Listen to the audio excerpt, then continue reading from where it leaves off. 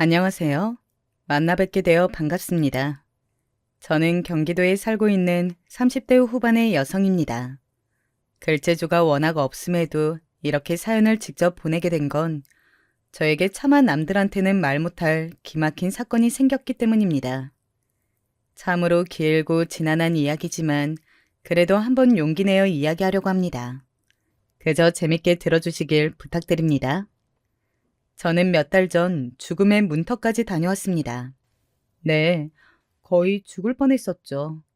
그건 어떤 예측 못할 우연도 피할 수 없는 운명 같은 일이 아니었어요. 우리 가족을 죽음의 구렁텅이로 밀어내려고 했던 누군가로 인한 것이었죠. 만약 저도 이 이야기를 다른 사람에게 듣는다면 말도 안 된다며 쉽게 믿지 못했을 그럴 일이었죠. 지금부터 시작해 볼게요. 저는 자식 부자인 집에서 태어났습니다. 그 중에서 전 오형제 집안의 넷째로 자랐죠. 첫째, 둘째 오빠들과 셋째 언니와 저 막내 남동생, 이렇게 5명이요.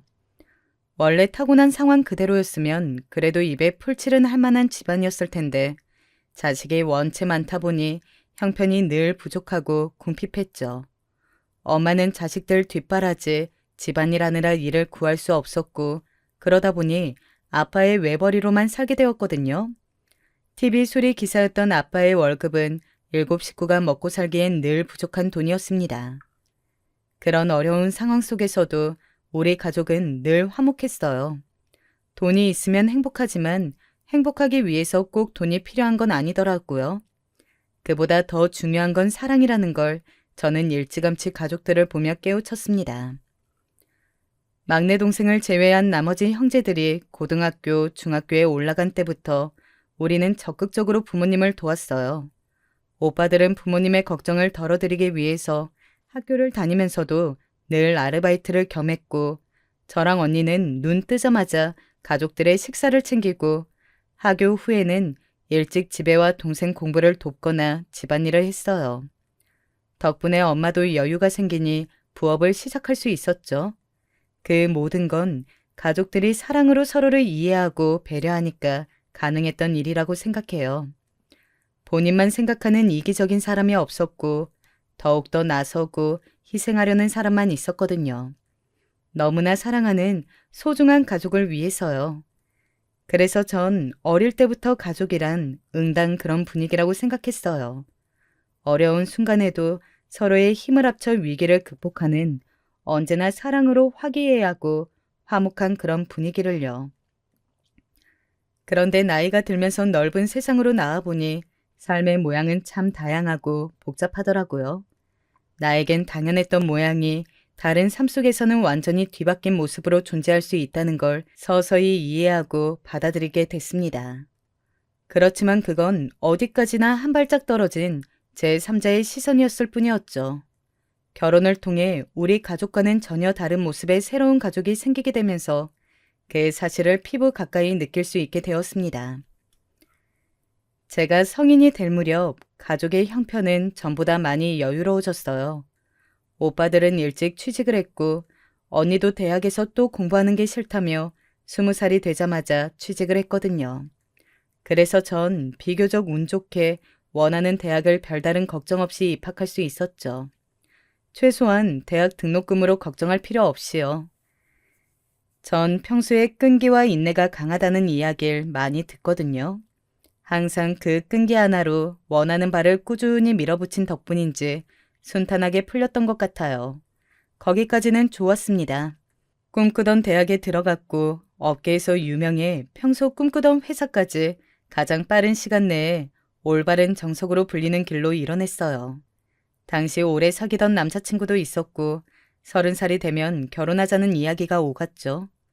부모님은 이런 저를 항상 대견해 하셨고 오빠와 언니, 동생도 자랑스러워했어요. 비록 어려운 형편이었지만 그 모든 걸 극복해내고 지금까지 달려온 저 자신이 스스로도 만족스러웠습니다. 하지만 불행은 회사에 들어가고 1년 후부터 시작됐어요. 후임이 들어오고 나서 저의 업무는 눈에 띄게 늘어났습니다. 야근은 기본이 되고 마치 퇴근 시간이 정해진 것처럼 늘 오후 11시에 회사 밖을 나올 수 있었어요. 그래도 1년차 신입 때까진 그보다 조금 덜한 업무량이어서 버틸 수 있었거든요. 연봉이 적은 편도 아니었고요. 그런데 정말 말도 안 되게 늘어나는 일을 보면서 돈이나 회사 이름이 중요한 게 아니란 걸 알았어요. 집에 도착하자마자 세수만 하고 곧바로 기절하듯 잠들어 5시간 후에 일어나 출근 준비를 해야만 했어요. 또 회사에 가면 커피 한 잔 마실 수 있는 시간도 없이 몰아닥치는 업무를 해야 했고 늘 저만 찾는 상사들의 뒤치다꺼리를 하느라 제대로 정신을 차릴 수 없었어요. 그 와중에 후임을 안내하는 일까지 해야 했으니 정말 중간에 껴서 환장할 노릇이더라고요. 게다가 주말이라고 마냥 쉴 수도 없었습니다. 회사에서 못다한 잔업을 마저 해내야 했거든요. 이렇게 쳇바퀴처럼 정신없이 흘러가는 삶이 저에겐 너무 버거웠어요. 참다 못해 선배들에게 이런 고충을 토로하니 지금이 가장 바쁜 시기라서 그렇다며 조금만 더 버티란 말밖에 안 하더라고요. 당시엔 너무 마음이 비틀어져 있어서 그런지 제가 그만두면 본인들한테 일이 더 편중될까봐 붙잡아 두려는 심산으로 보여서 얄밉게 느껴지더라고요. 버티고 버티자 참고 또 참자는 마음으로 전 그렇게 무려 2년을 버텼습니다. 2년의 시간 동안 가장 큰 변화는 대학교 때부터 만났던 오래된 남자친구와 이별하게 됐다는 거예요. 제 일상도 사라진 마당에 남자친구를 만날 여유까지 챙길 수 없더라고요. 남자친구는 제 일이 여유로워질 때까지 기다리겠다고 했지만 차마 붙잡을 순 없었습니다. 전 사실 그 전까지는 사랑하기 때문에 보내준다는 말을 안 믿었거든요. 그런데 막상 제가 그런 상황에 놓이자 그 말이 이해가 되더라고요. 만약 사랑하지 않았다면 욕심부리며 어떻게든 곁에 붙잡아뒀을 거예요. 그런데 제 불안한 상황과 붙잡고 싶은 이기심 때문에 진심으로 사랑하는 사람한테 상처를 줄 수가 없었어요. 여유를 갖지 못해서 미안하다는 말로 이별을 통보할 수밖에 없었죠. 가뜩이나 지칠 대로 지쳐있던 저는 그 뒤로 더욱더 망가져갔어요. 위염과 위경련을 늘 달고 살았고 피부는 메말라 푸석푸석해지고 탈모까지 생겼어요. 정신적인 스트레스가 너무 심해 정신과 병원을 찾았지만 그마저도 시간이 부족해 병원을 갈 수가 없어 겨우 2~3번 방문한 게 끝이었죠. 가족들은 이런 저를 걱정해서 늘 회사를 관두라고 했지만 저는 쉽게 그만둘 수가 없었어요. 내가 이런 회사를 다시 들어갈 수 있을까? 업계가 크지 않은데 입소문이 나진 않을까? 가족들이 날 엄청 자랑스러워했는데 이렇게 일찍 포기해버리는 게 맞을까? 하는 여러 생각들 때문에 괴로웠습니다. 하지만 이런 저의 고민을 정리해 준 건 다름 아닌 남동생이었습니다.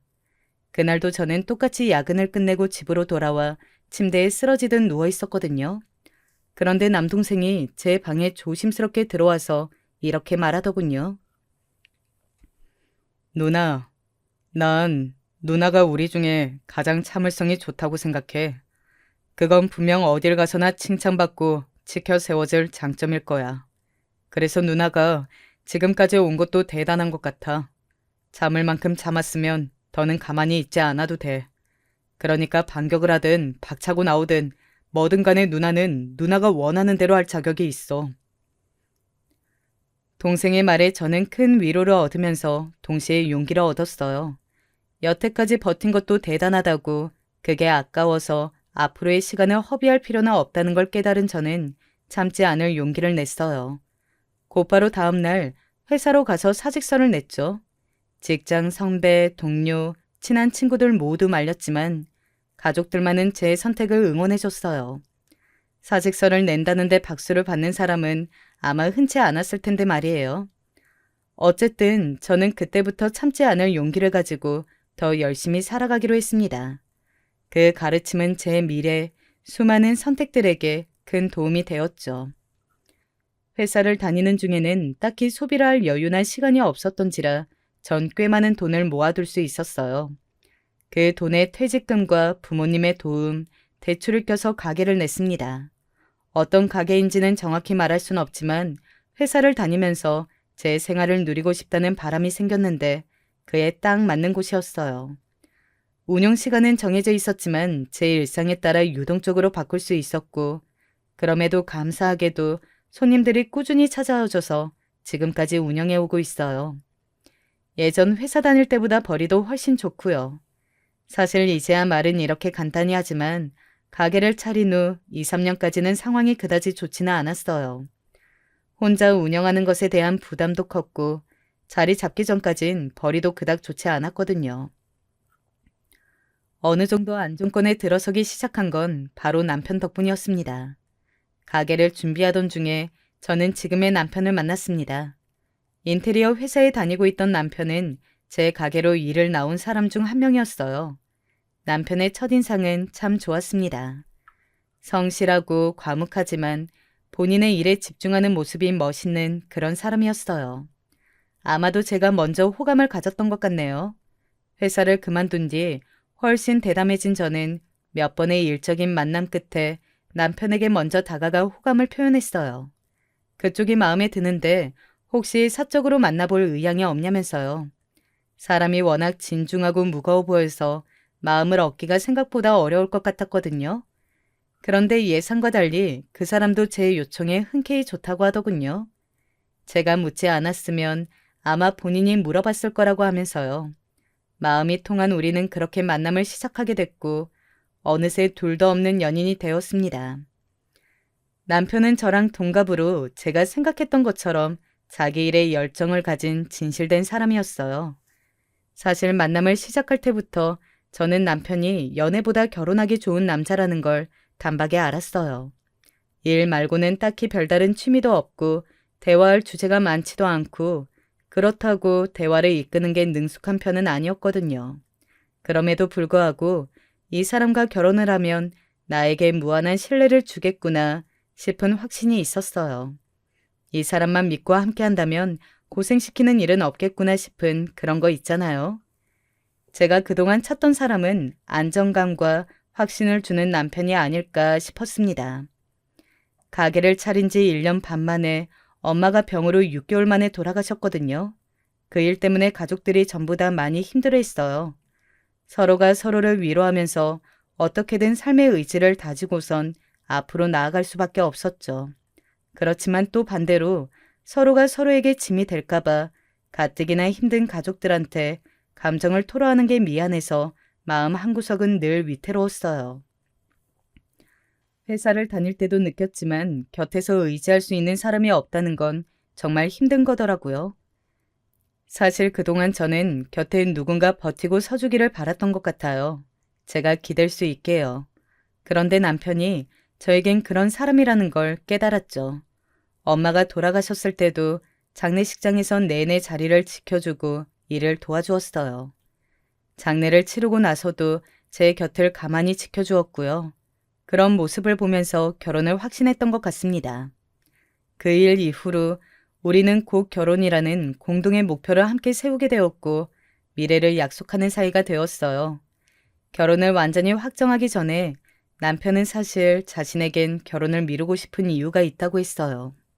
경제적으로는 둘 다 준비가 되었고 둘 다 30대 초반의 나이였기 때문에 딱히 그 이유가 뭔지 감이 안 잡히더라고요.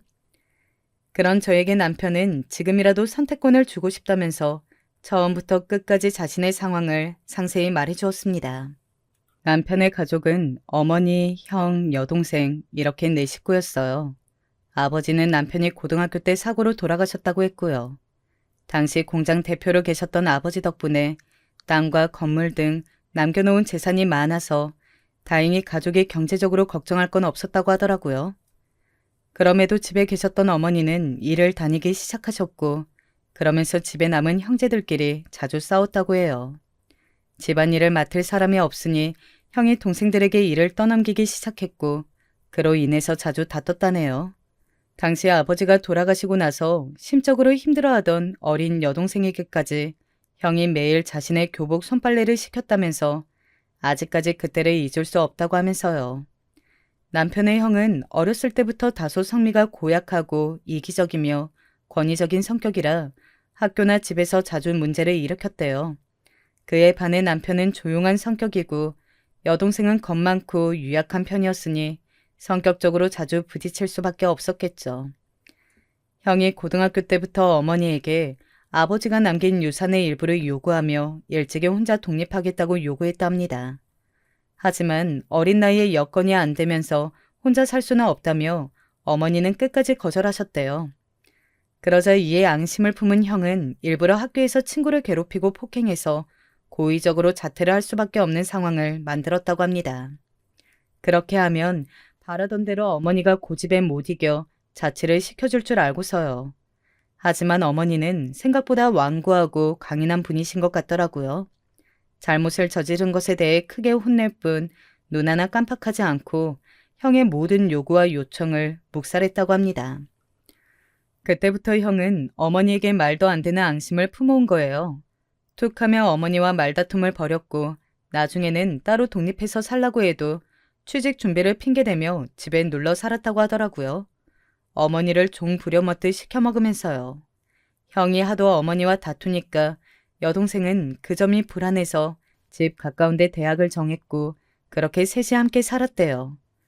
그런데 여동생이 갑자기 10살 많은 남자와 일찍 결혼하게 돼서 집을 나오게 된 겁니다. 그러니 남편은 형과 어머니 둘이 사는 게 너무나 걱정된 거죠. 하지만 남편의 직장은 당시 본가와 멀리 떨어진 다른 지역에 있었고 그렇다고 해서 어렵사리 구한 일을 그만둘 수는 없었대요. 이런 남편의 걱정을 아셨는지 어머니는 괜찮다고 걱정하지 말라고 누누이 말씀하셨다고 합니다. 남편은 그저 자주 집을 찾아가는 수밖에 없었죠. 30대 초반까지 취직도 안 하고 집에 얹혀 살던 형은 다행인지 뭔지 연애를 하면서 집에 오는 일이 적어졌대요. 연애할 돈을 달라고 행패를 부려도 어머니가 끝까지 주지 않자 그제야 조그만 가게의 매니저로 취직했다는군요. 이후 식도 안 올리고 곧바로 혼인신고를 내 따로 살게 되었답니다. 그제야 남편도 마음이 놓였고 어머니를 본인이 있는 지역으로 모실 생각이었다고 합니다. 그런데 결혼했던 여동생이 2년 만에 이혼을 한 겁니다. 그것도 애를 못 낳는다는 이유로요. 그 신랑이란 작자는 나이만 많은 줄 알았더니 사상도 늙어 빠진 인간이었던 거죠. 어머니는 여동생이 너무나 걱정되어 남편의 지역으로 올 수 없다고 하셨대요. 그렇게 여동생과 어머니가 함께 지내게 되었는데 평소 상심이 너무 크고 그간 마음이 많이 힘드셨던 건지 어머니가 결국 뇌졸중으로 쓰러지신 겁니다.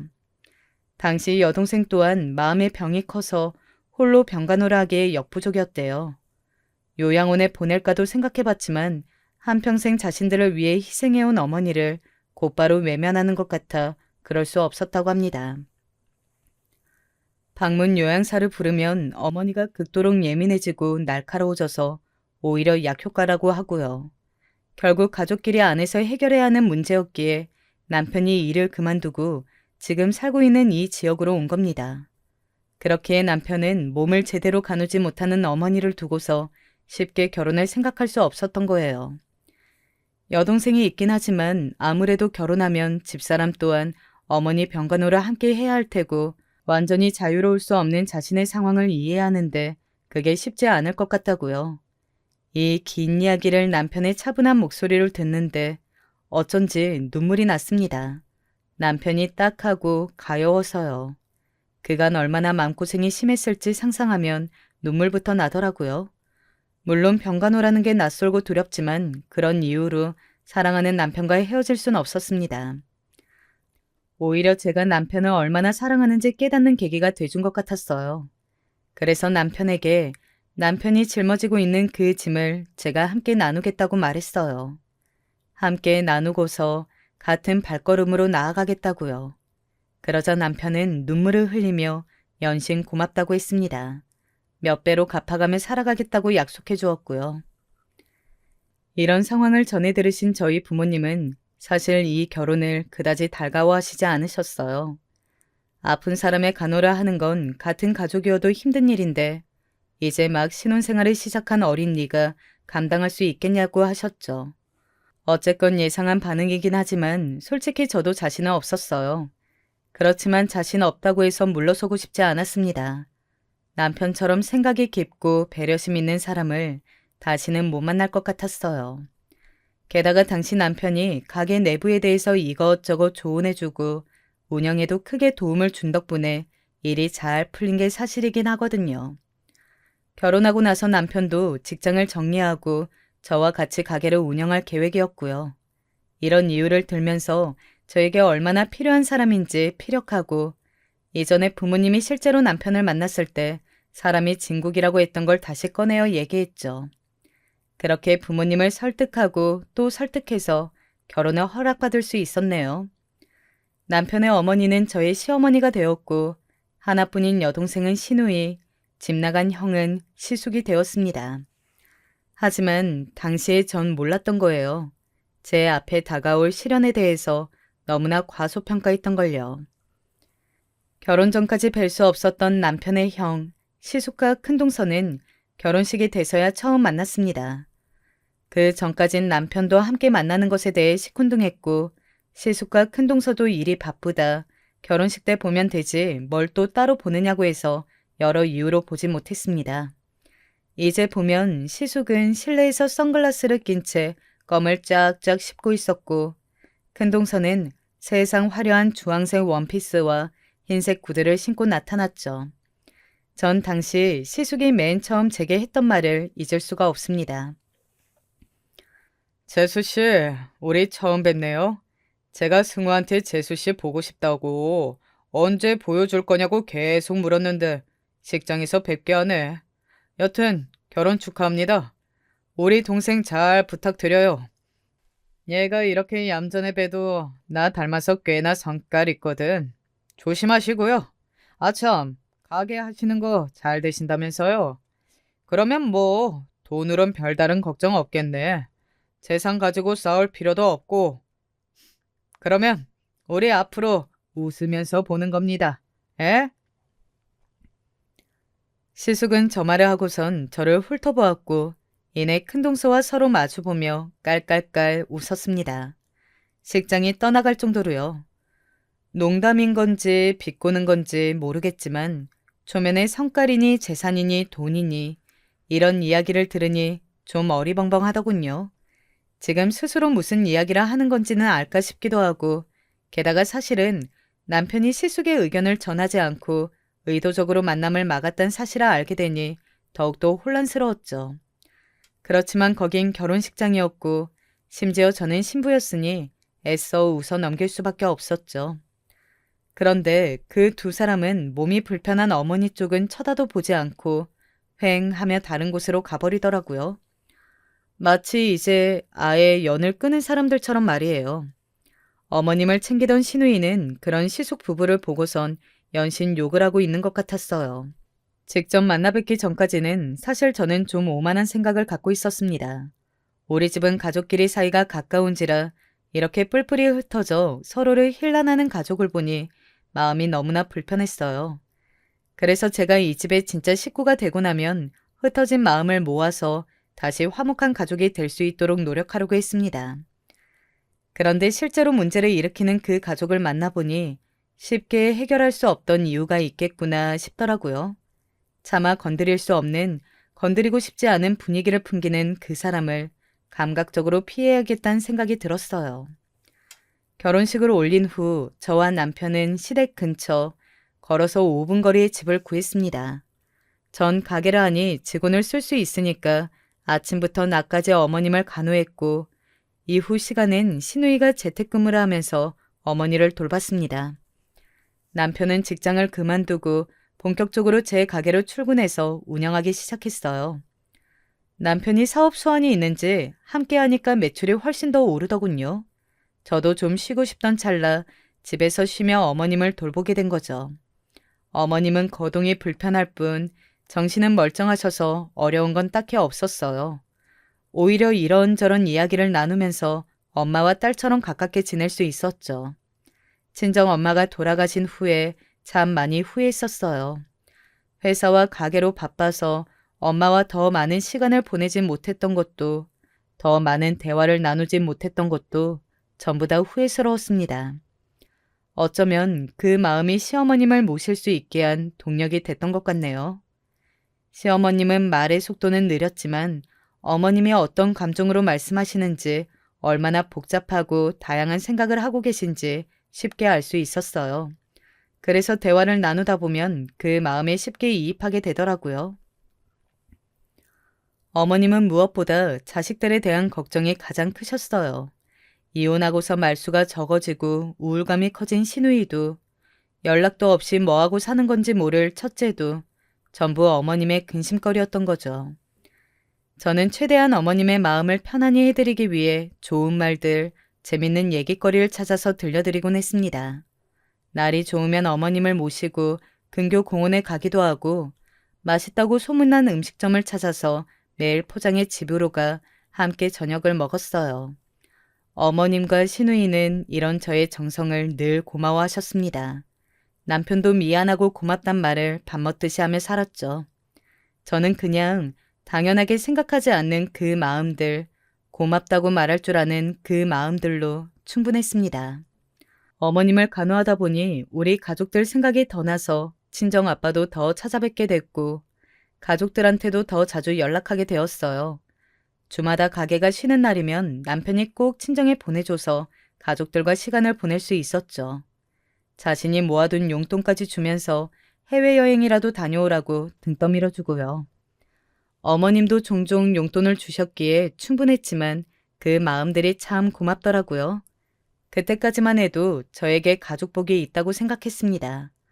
또다시 어려운 상황에 놓였지만 사랑으로 차근차근 극복해 나갈 수 있는 그런 가족을 만났다고요. 그렇게 4년 반의 시간이 흘렀어요. 어머님의 상태는 점점 악화되었고 말까지 어눌해지셨습니다. 빠른 사고가 되지 않았고 그러다 보니 의사소통도 힘들어졌죠. 병원에선 앞으로 더욱더 힘들어질 거라며 요양원을 추천하더군요. 가능한 제가 되는 데까진 모시고 싶었지만 더는 감당이 되지 않았어요. 시누이는 다른 남자분을 만나기 시작하면서 1년 전부터 따로 살게 되었거든요. 남편과 번갈아 가면서 병간호를 했지만 점점 힘에 부치게 되었습니다. 저희 부부에겐 별다른 선택지가 없었어요. 어머님 간호 때문에 미뤄졌던 아이 계획도 더 이상 미룰 수 없었거든요. 결국 요양원으로 모실 수밖에 없었죠. 어머님도 저희에게 미안하셨던 건지 알겠다고 그 편이 더 좋을 것 같다고 하셨습니다. 알아요. 그게 어머님의 온전한 진심은 아닐 거란 걸요. 하지만 어쩔 수가 없었어요.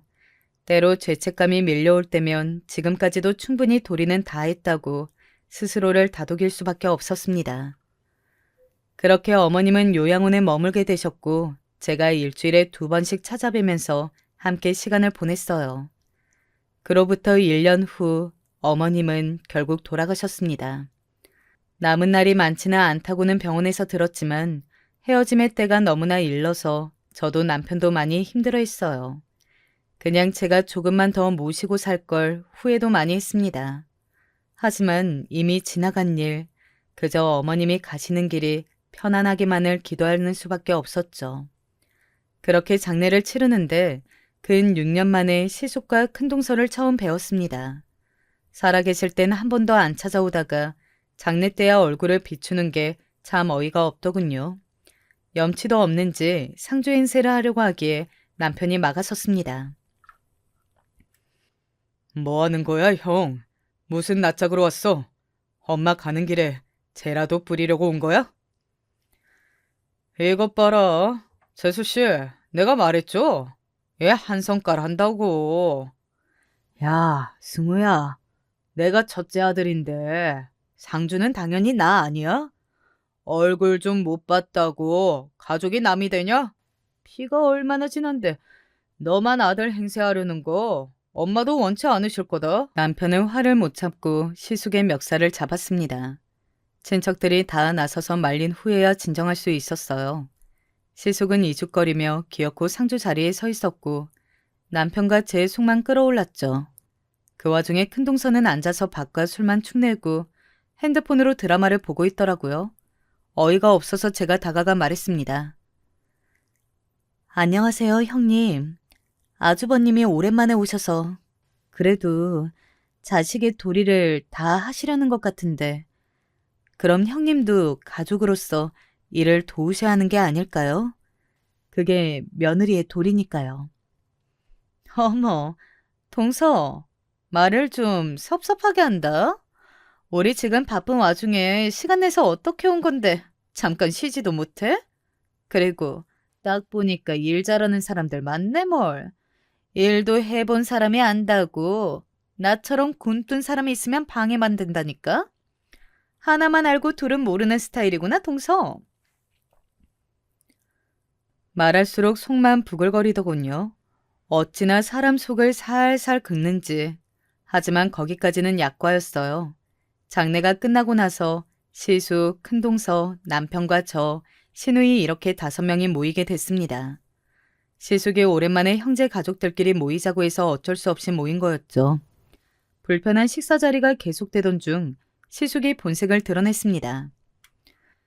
자, 이제 깔끔하게 정리해볼까? 아버지 돌아가시고 엄마가 유산 다 갖고 있던 거 알지? 내가 알기론 건물이랑 땅 다 해서 꽤 되거든. 엄마 돌아가셨으니 이제 형제들끼리 나눠야지. 승우, 너는 장례식 때 건너드리니 가게가 잘 된다는 것 같고, 승희, 너는 어차피 혼몸이잖아. 설마 다시 결혼할 생각은 아니지? 어쨌든 그래서 내가 너희보다 나이도 많고 32까지 엄마를 모셨으니 상식적으로 너희보단 더 가져가야 할 것 같다. 비율은 5대 3대 2가 어떨까 하는데. 어이가 없어서 말문이 막혔습니다. 결국 모든 건 돈 때문이었어요. 돈 때문에 이제 와서 자식 행세를 하는 거였고 그 돈 때문에 우리를 이렇게 불러 모은 거였습니다. 큰동서도 옆에서 고개를 끄덕이며 맞는 말이라고 반응하는데 제 앞에 있는 게 사람인지 짐승인지 분간이 안 되더라고요. 아버님은 사고로 돌아가셨지만 일찍이 어머님에게 모든 재산을 돌리겠다고 공증을 남기신 게 있거든요. 그렇지만 어머님은 제대로 된 의사소통이 어려우신 상태여서 유언을 남기지 못하셨어요. 그러다 보니 자연적으로 재산은 삼형제가 3분할 하게 된 거죠. 하지만 저희는 그 돈 없어도 괜찮아요. 유산 안 받아도 저희 충분히 잘 먹고 잘 살 수 있습니다. 그런데 뻔뻔하게 영악한 아주버님네가 도무지 괘씸해서 안 되겠더라고요. 저런 사람들 주머니에 어머님의 재산이 돌아간다는 사실을 도저히 용납할 수 없었어요. 남편은 그럴 줄 알았다며 자리를 박차고 일어났습니다. 그 속내로 여기까지 온 거냐고 길길이 화를 냈죠. 저는 남편을 다시 자리에 앉히곤 차분하게 말했어요. 아주버님, 지금 저희가 가져가는 만큼 똑같이 가져간다고 해도 억울할 판에 지금 본인이 유산 비율을 그렇게 나누신 건가요? 이렇게 나오시면 저희도 법적으로 나가는 수밖에 없어요. 유산 생각하지 않고 여태껏 어머님 병간호 다 했습니다. 그런데 지금 아주버님네 태도가 너무 불쾌해서 저희도 이렇게 나설 수밖에 없겠네요. 그리고 말은 똑바로 하셔야죠. 32이란 나이까지 어머니 집에 얹혀 산 거를 모셨다고 표현하는 건 좀 부끄러운 일 아닌가요? 제 말에 큰동서는 손아래 사람이 감히 손윗 사람을 가르친다며 큰 소리로 화를 내더라고요. 곁에 있던 시누이가 큰동서를 말리면서 말을 거들었습니다. 본인은 여태껏 둘째 오빠네 새언니에게 신세를 졌다며 유산을 더 챙겨가는 사람이 있어야 한다면 그건 둘째 오빠와 새언니라고 말해주더군요. 여태껏 곁에서 병간호를 한 사람에게 그러자 시숙은 시누이에게 만약 둘째네 부부가 동의한다면 너도 그 결과를 따를 거냐고 물었습니다. 시누이는 그게 뭐든 따를 거라고 답했어요. 그러자 큰동서는 그럼 이 문제에 대해서 상속권을 두고 더 생각해보고선 의논해보자며 다음 약속을 기약했습니다. 일주일 후 다시 만나 의논하자는 거였죠. 더 의논해보고 말 게 없다고 우리의 의견은 여전히 같다고 했지만 마저 듣지도 않고 호련히 가게를 나가버리더군요. 황망했어요. 어차피 우리가 밀고 나가면 상속법에 따라 재산을 균등하게 나누게 될 테지만 그마저도 너무나 아깝고 화가 나더라고요. 저런 인간들한테 어머님의 노고와 삶을 빼앗기는 것 같아서요. 차라리 시누이에게 더 나눠주고 싶은데 저 인간들은 절대 따라주지 않겠죠. 어떻게 해야 상속 포기를 시킬지 고민해 보았지만 방법이 없더라고요. 해서 저희가 장기간 간호했다는 사실을 토대로 상속 재산 분할 소송을 걸려고 했습니다. 남편은 어차피 저런 인간은 가족도 아니니 소송쯤 아무것도 아니라고 했죠. 그리고 이러한 저희의 계획을 신우이에게 미리 말해주었죠. 그렇게 시숙을 다시 만나기로 한 날이 됐습니다.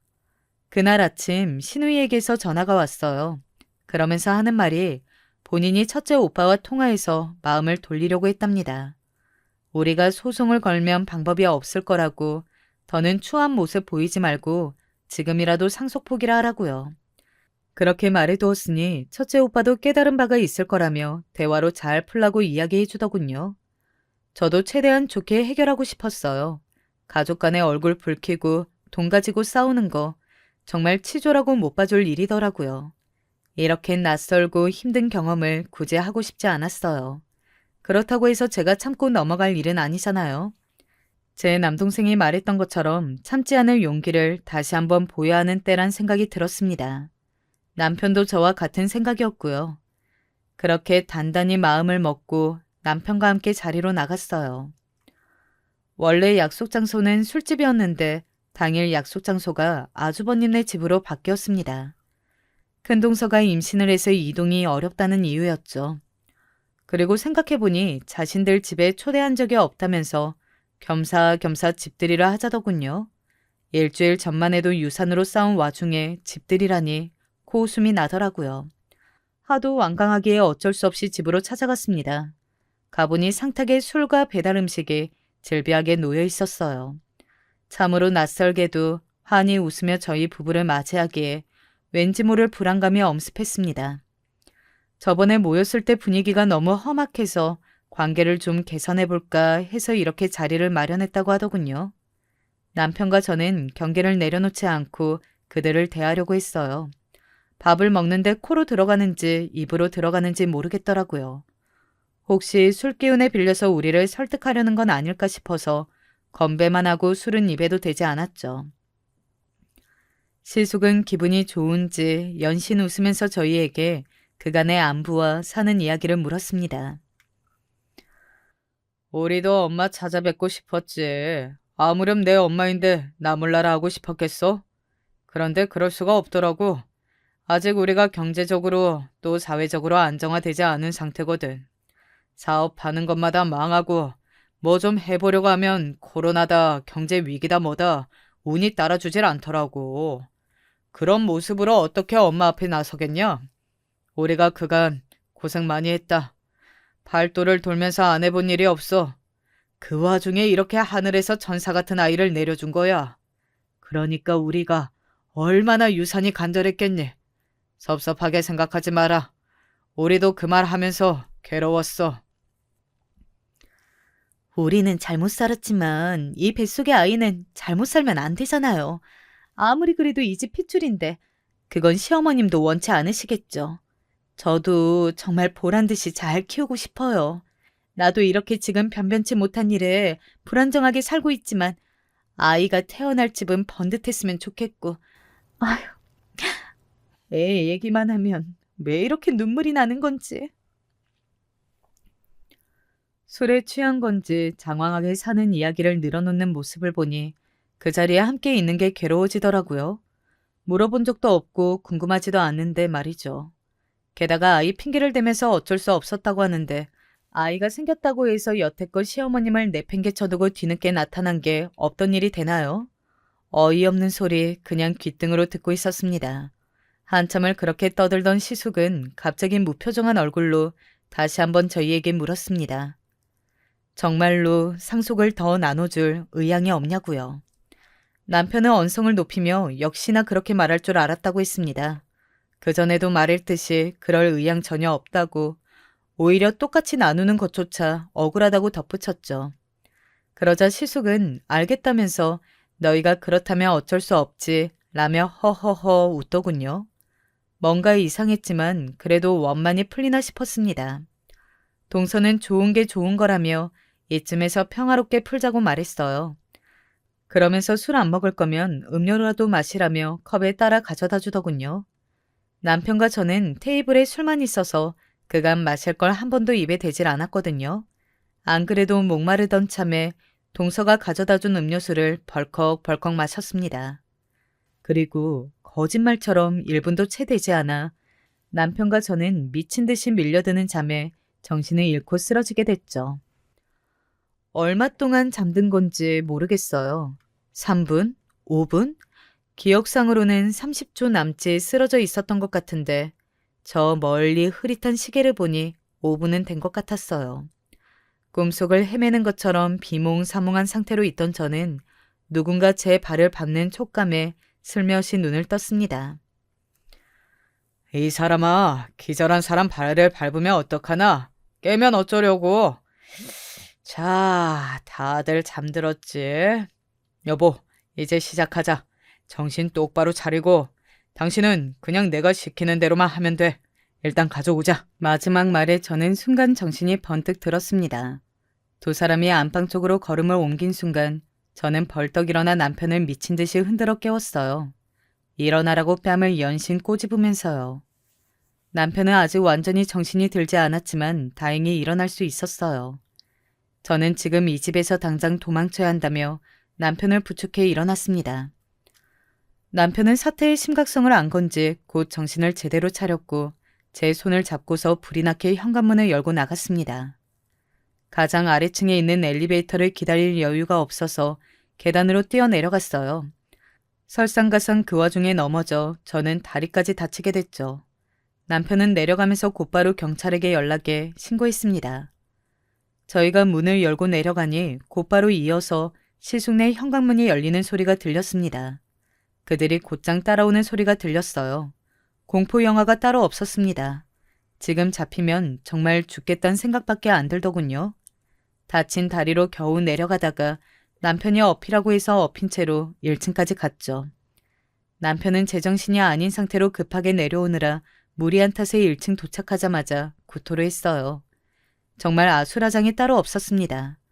주차장으로 바로 가야 하는데 겁이 나서 도저히 못 가겠더라고요.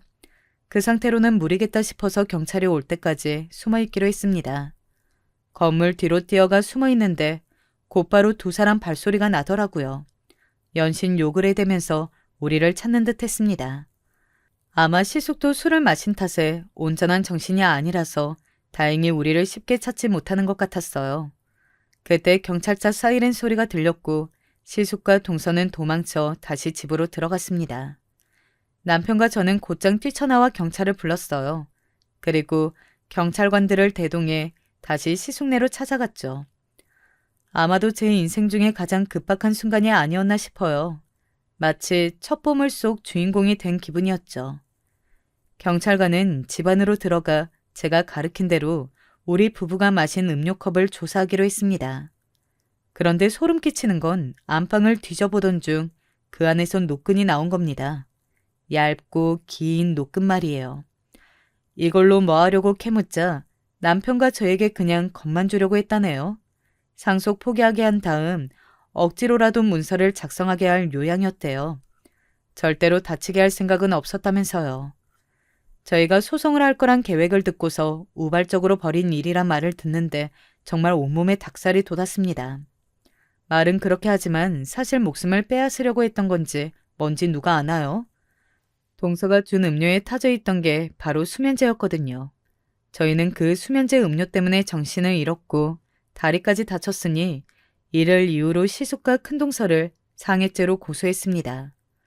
우리는 더 이상 가족이 아니었죠. 그 뒤로 아직도 사건은 완전히 해결되지 않았습니다. 생각보다 복잡하고 긴 절차가 필요했거든요. 시숙과 동서는 아직도 오리발 내밀면서 자신들은 죄가 없다고 주장하던데 아무래도 정신을 못 차린 것 같더라고요. 더 웃긴 건 뭔지 아세요? 임신했다는 것도 거짓말이었습니다.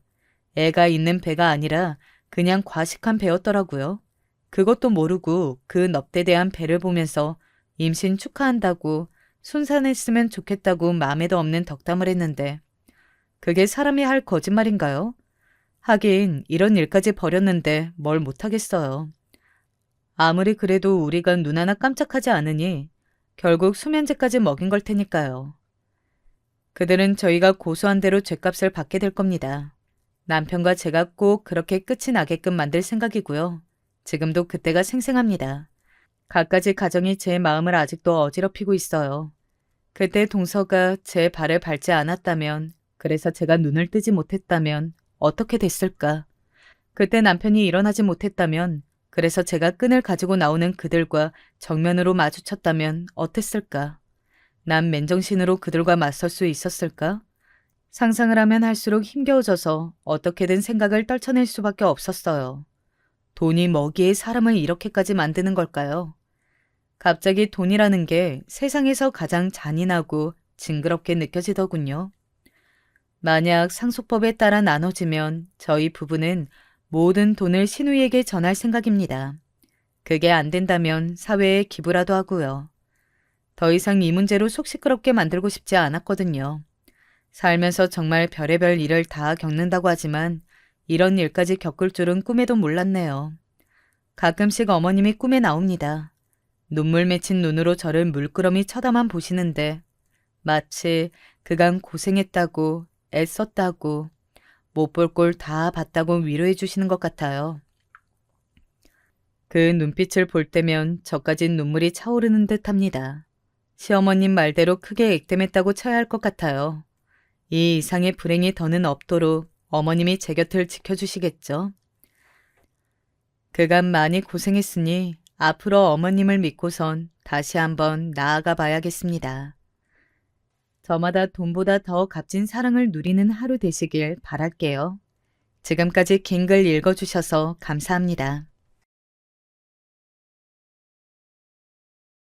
생각해보면 저는 어렸을 적부터 아주 짧은 연애를 하더라도 늘 손해보는 연애를 하고 살았던 것 같습니다. 제 성격상 좋아하는 사람, 사랑하는 사람에게는 아까운 것 하나 없이 다 퍼주는 스타일이었고, 때때로는 제 스스로에게 손해가 오는 상황에서도 오로지 상대방 하나만을 생각하며 제 손해는 기꺼이 감수하는, 좋게 말하면 헌신적이고 나쁘게 말하면 바보 같은 성격이죠. 그런 제 성격을 알고 제가 해주는 것에 대해 고마움을 느끼는 사람과 연애했을 때는 정말 아무런 문제가 없었습니다.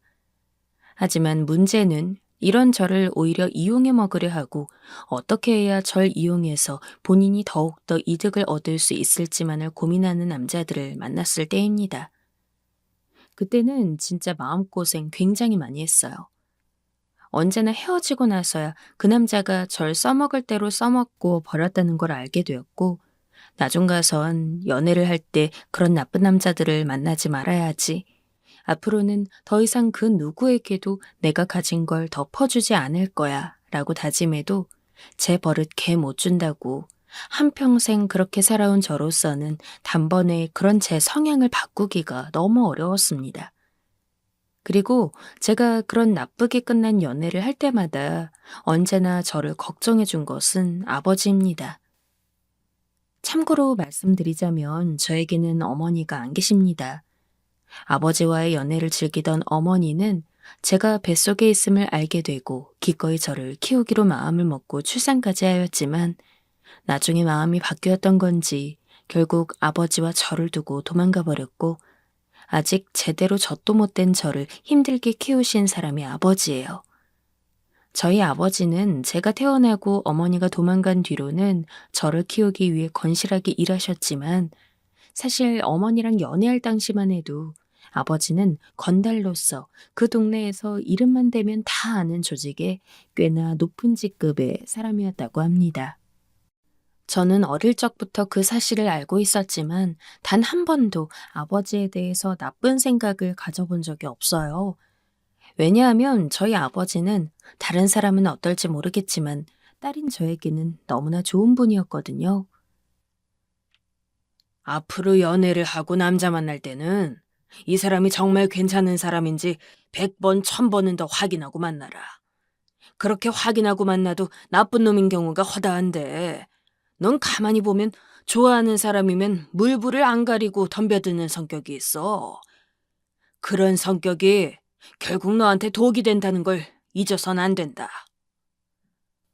덩치도 우락부락하고 팔뚝엔 엄청나게 큰 문신도 있고, 확실히 건달로서 살아온 세월을 어떻게 할 수는 없기 때문에 아버지는 겉으로 봤을 땐 일반적인 사람들이 가까이 다가오기 싫어할 만한 그런 외양을 갖추고 계셨어요.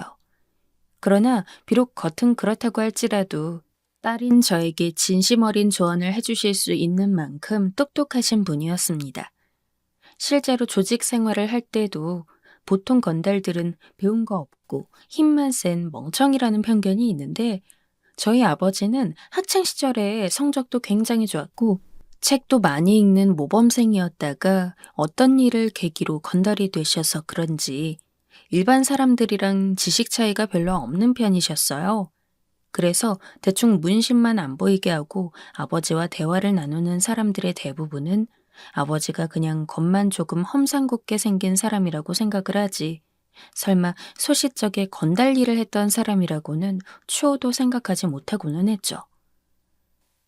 아버지에 대한 소개가 조금 길어졌는데 지금부터 제게 있었던 이야기를 하려면 아버지가 어떤 일을 하셨는지에 대한 소개가 필수적이라 먼저 열심히 설명드렸어요. 제가 이렇게 제 이야기를 사연으로 정리해서 보내게 된 이유는 따로 있습니다. 저는 35살에 결혼을 하게 되었어요. 일주일 한 달도 안 되는 짧은 연애, 1년 혹은 2년 정도 되는 일반적인 연애를 여러 번 거쳐서 만나게 된 남편이었습니다. 남편에 대해서도 할 말이 참 많아요. 왜냐하면 제가 수많은 남자들 사이에서 남편을 선택하게 된 이유가 있거든요. 일단 저는 어떤 사람을 만날 때 늘 제가 먼저 호감을 표시하는 편이었습니다. 그런데 그동안 해왔던 연애들 중에서 유일하게 남편이 제게 먼저 다가왔던 케이스였어요. 당시 저는 남편이 저에게 다가오기 전에 남편에게 호감을 가지고 있었고, 그랬기 때문에 내가 언제쯤 다가가는 게 좋을까? 라고 생각을 하면서 말 그대로 간을 보고 있는 상황이었습니다. 그런데 그런 상황에서 남편이 먼저 다가와서는 너무 마음에 드는데 계속 만나볼 수 있을까요? 라고 이야기를 하니 저 역시 그런 경험은 처음이라 일반적인 때보다도 더욱더 깊이 남편에게 빠져들게 되었죠. 심지어 남편은 정말 완벽한 사람이었습니다. 사람이 완벽해봤자 얼마나 완벽하냐고 그렇게 이야기를 하겠지만 당시 제가 보았을 때 남편은 돈도 잘 벌고 성격도 너무 좋고 얼굴도 잘생기고 심지어는 집안까지 무척이나 좋은 사람이었어요. 사업가였던 남편은 20살이 되었을 때 대학을 다니면서 사업을 준비했고 졸업 직전에 본격적으로 사업을 시작해서 대학까지 무사히 마치고 바로 직후부터는 젊은 사업가로서 그 업계에 이름을 날렸다고 합니다. 그래서 저는 남편이랑 데이트할 때 비싼 밥도 많이 얻어먹었고 선물도 진짜 많이 받았어요. 이 목걸이 너한테 너무 어울릴 것 같아서 사와봤어. 그런데 진짜 잘 어울린다. 요즘 가을옷 필요하다 그랬잖아. 어제 백화점 들렀는데 이 옷 보니까 네 생각나더라. 예쁘게 입어. 알았지? 이 모든 것이 저에게는 너무나 생경한 경험이었습니다. 제가 이것저것 퍼주는 성격을 알고 있음에도 불구하고 저를 이용하지 않았던 남자들과 연애를 해본 경험은 있긴 했지만 그 남자들도 제가 만족스러울 만큼의 관심이나 사랑을 제게 준 적은 없습니다. 그러나 남편은 제가 지나가다 이야기한 것조차 전부 기억해서 나중에 그 부분을 꼭 챙겨주기도 했고 어떤 때는 제가 이야기하지 않았는데도 불구하고 먼저 나서서 이런 거 있으면 좋지 않아? 라며 한 발 앞서 나가주는 그런 성격이었습니다. 지금껏 해온 모든 연애에서 이런 식으로 챙겨주는 포지션은 늘 저의 몫이었는데 제가 정말 온전히 챙김을 받는 사람이 되니까 얼떨떨하면서도 이래서 사람들이 챙김받는 걸 좋아하는구나 라는 생각이 선명하게 들더군요. 남편이랑은 결혼 전에 3년간 연애를 했는데 전 정말로 그 3년 동안 공주님처럼 대접받는 연애를 했습니다. 게다가 그런 남편은 아까 말했듯이 잘생기기까지 했죠. 제가 콩깍지에 씌워져서 이런 이야기를 하는 게 아닙니다. 제 남자친구를 본 친구들 그리고 직장 동료들이 모두 하나같이 입을 모아서 제 남자친구를 보고 난 뒤에 어머, 효리 씨는 얼굴 많이 보나 보다. 남자친구가 어쩜 저렇게 잘생겼대? 라며 감탄하는 말을 꼭 하곤 했습니다. 그리고 연애를 하면서 제 남편의 외적인 모습에 반한 여자가 여자친구인 제가 있음에도 불구하고 계속해서 쫓아다니는 해프닝까지 있었어요. 물론 남편은 그럼에도 그 여자에게는 눈길조차 주지 않았지만 어쨌든 그렇게 남편 얼굴에 홀리는 여자들도 있었을 정도이니 남편이 잘생겼다는 건 이만하면 객관적으로 인증이 된 사실이 아닌가 싶습니다. 이렇게 본인 하나만 봐도 여러모로 완벽한 남편은 부모님 되시는, 그러니까 제게는 시어머니와 시아버지죠. 시부모님 두 분은 모두 본인 명의로 건물을 몇 채씩 가지고 있었고, 그 덕분에 남편은 어렸을 때 고생 한 번 안 하고, 배우고 싶은 거 다 배우고, 입고 싶은 거 다 입고, 먹고 싶은 거 다 먹으면서 편하게 살았다고 했습니다. 사실 그렇게 편하게 살다 보면 이래저래 싸가지 없이 자랐을 수도 있는데, 시부모님이 자식 교육은 엄청 철저하게 시키는 분이었어요. 네가 집에 돈이 많다고 해서 절대로 남을 무시하거나 이 여유에 취해서 살아가선 안 된다.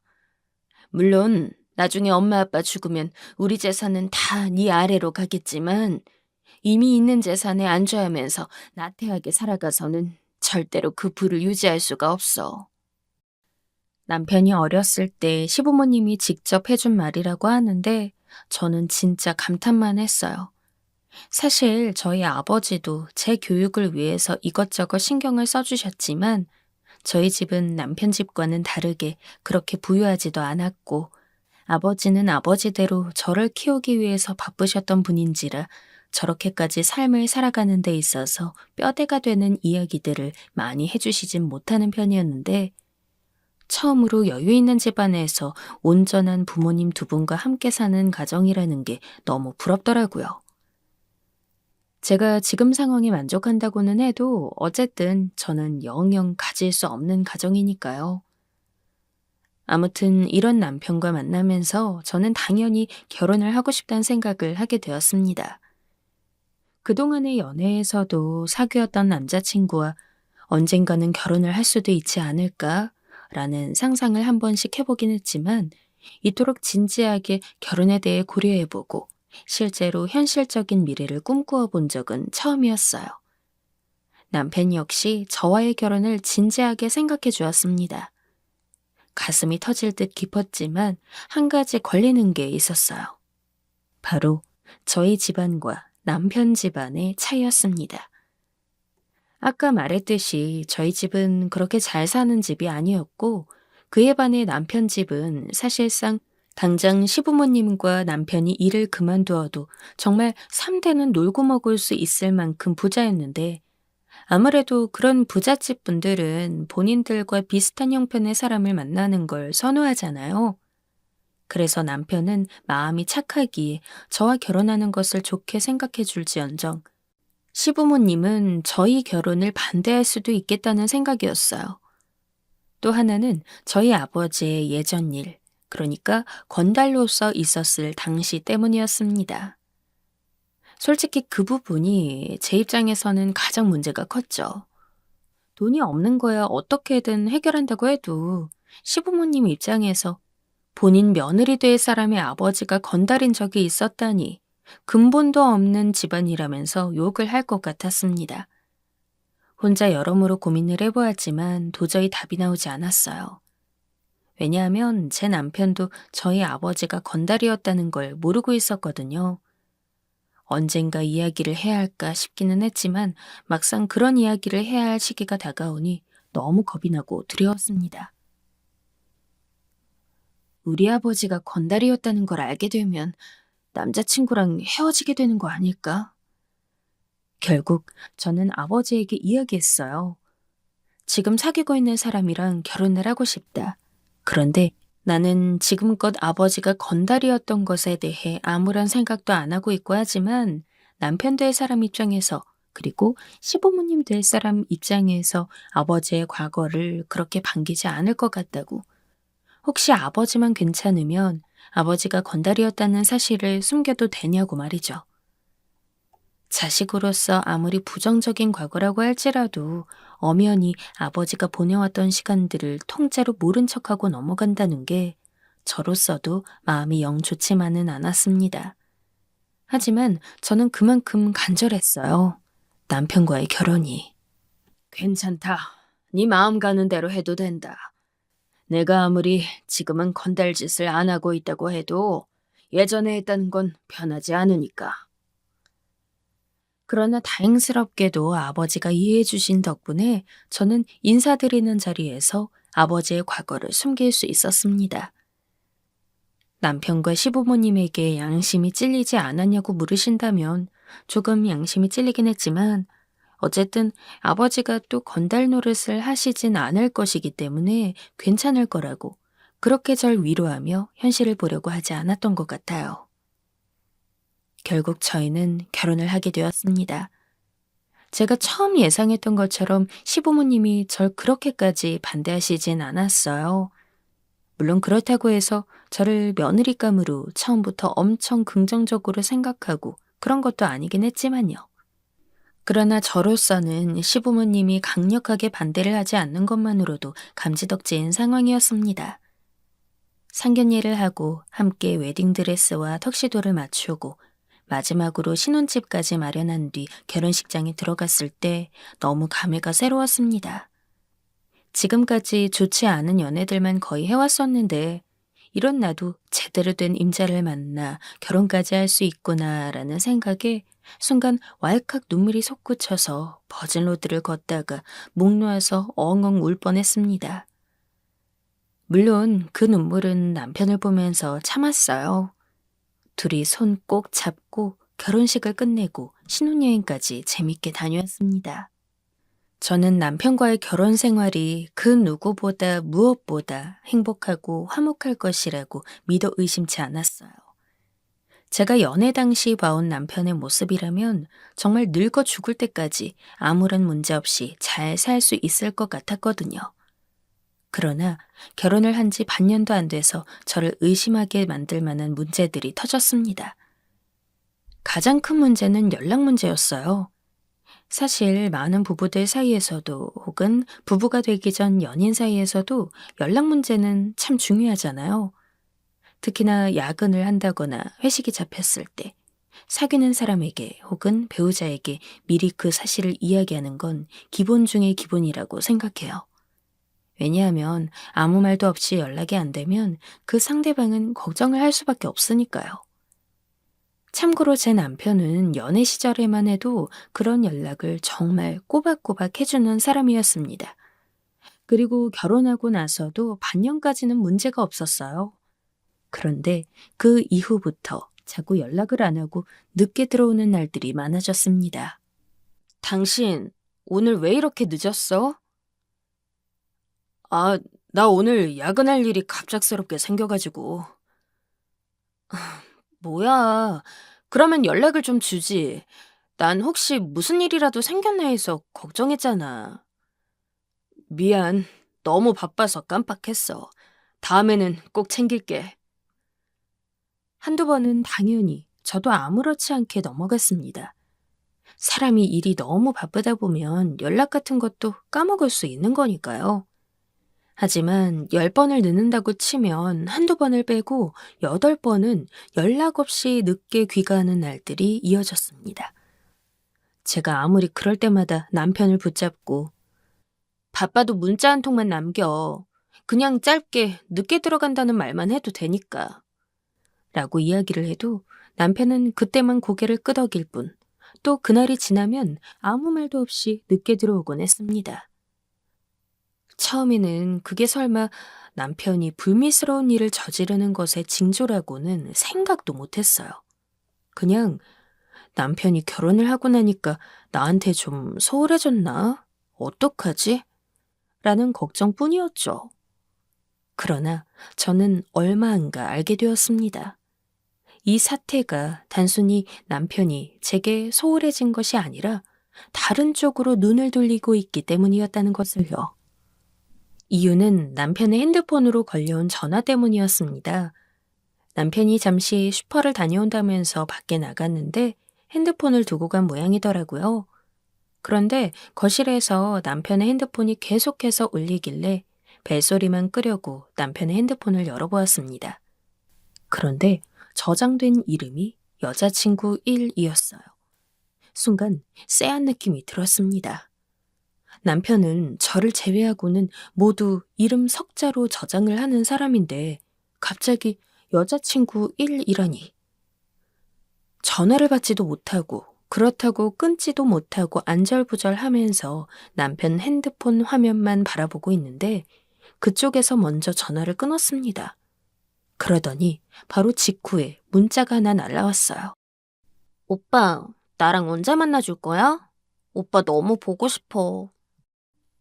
친한 사이에 장난으로 이런 이야기를 하는 사람들이 있다고는 하지만 남편이 총각도 아니고 엄연히 결혼까지 했는데 그런 장난을 한다는 것 자체가 말이 되지도 않았을 뿐더러 무엇보다도 연애 당시 남편에게는 단순한 이성 친구가 없었습니다. 그런데 저런 식으로 저장이 되어 있고 이렇게 아무 사이도 아닌 상황에서 할 법한 말은 아닌 문자를 보내니까 본능적으로 어떤 예감이 들었던 것 같아요. 그래서 저는 남편이 들어오기 전에 황급히 남편의 문자 내역과 카카오톡 메시지 내역들을 전부 살펴보았습니다. 그리고 저는 거기서 남편이 저 몰래 다른 여자와 나누었던 달콤한 말들을 여과 없이 제 눈에 담아야 했죠. 우리 애기 언제 만날까? 나 오늘은 야근한다고 핑계대면 되니까 우리 애기 보러 가고 싶어. 내가 전에 사준 옷 입고 기다려. 알았지? 언제나 저만을 바라보고 생각해주는 남편이라고 생각했기 때문에 그 충격은 더할 나위 없었습니다. 심지어 남편은 저와 결혼하기 전, 그러니까 연애하고 있던 시절부터 다른 여자와 바람을 피우고 있었던 모양이더라고요. 남편을 감쪽같이 믿고 있던 저로서는 이 사실이 도저히 믿기지 않았습니다. 심지어 제 충격은 여기서 끝이 아니었습니다. 여자친구 2, 여자친구 3, 여자친구 4? 이게 다 뭐야? 네, 이름에서부터 아셨겠지만 남편이 바람을 피우고 있는 여자는 한 명이 아니었어요. 무려 3명이 더 있어서 총 4명이었죠. 평생을 믿고 맡길 수 있고 사랑할 거라고 생각했던 남편이 일순간에 구제불능 쓰레기로 보였습니다. 저로서는 당장 그 여자들을 어떻게 할 힘도 없고 남편을 잡아서 뭐라고 할 능력도 없었기 때문에 저는 이 상황을 어떻게 해결해야 할지에 대해 고민을 많이 했어요. 다른 분들이 보면 멍청하다고 이야기를 해도 할 말이 없지만 그런 상황에서도 저는 남편과 이혼을 하고 싶지는 않았습니다. 구체적으로 왜 이혼을 하고 싶지 않냐고 물어보면 사실 저도 명확하게 하나의 이유를 콕 짚진 못하겠어요. 하지만 어찌됐든 힘들게 한 결혼이고 이 사람만큼 나를 챙겨줄 사람이 없다는 생각이 아직까지는 신락 같은 희망으로 남아있었기 때문에 지금 잘 잡아서 단속을 한다면 남편이 정신을 차리고 저만 볼 거라고 생각했습니다. 물론 그러려면 일단 남편이 바람을 피운 사실을 제가 알고 있음을 알리고 제대로 복수를 해야 했죠. 그러나 복수라는 게 그리 쉽지는 않았습니다. 저 혼자서는 도저히 아무런 생각도 나지 않았어요. 그때 문득 저는 아버지가 떠올랐습니다. 정확히는 아버지가 과거에 건달 일을 했다는 것이요. 남편이 단순히 저랑 결혼하고 나서 아주 잠깐 흔들려서 새로운 여자를 만났다면 모르겠지만 이미 저와 연애를 하고 있을 당시 문어다리를 걸쳐놓고 바람을 피워온 것이기 때문에 어지간히 얘기해선 남편도 정신을 못 차릴 것 같았거든요. 그래서 저는 아버지의 도움을 받으려 했습니다. 아빠, 사실 내가 얼마 전에 민재 씨 핸드폰을 봤는데 저는 그래서 남편 몰래 아버지를 찾아가 구구절절 어떤 상황인지 이야기했고 아버지는 노발대발하며 그놈을 죽이겠다고 난리였어요. 저는 그런 아버지에게 그래도 저는 그 남자랑 계속 살고 싶다고 다만 다시는 바람을 피우지 않게 만들어줬으면 좋겠다고 부탁을 했어요. 하여간 너도 참... 에휴, 그래, 내가 어떻게든 해보마. 너는 그냥 가만히 집에만 있어라. 아버지는 계속해서 결혼 생활을 유지하겠다는 제 말에 안타까운 한숨을 쉬면서도 결국에는 제 부탁을 들어주시겠다며 저보고는 아무런 티도 내지 말고 그냥 집에만 있으라고 했습니다. 저는 그런 아버지의 말을 그대로 따랐어요.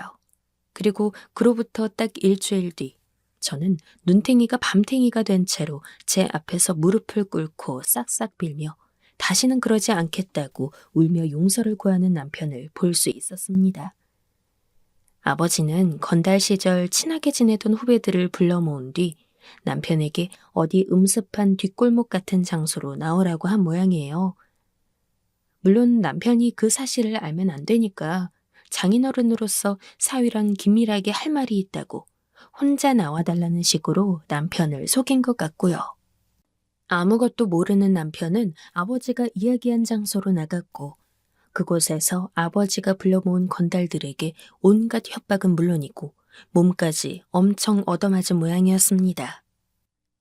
내가 우리 딸이 너랑 이혼할 생각이 없다고 하니 참는다. 그런데 다음에 또 이런 문제로 내 딸 힘들게 하면 그땐 내 딸이 이혼을 하고 싶어 하든 안 하고 싶어 하든 그거랑 상관없이 아주 땅에 묻어버릴 줄 알아라.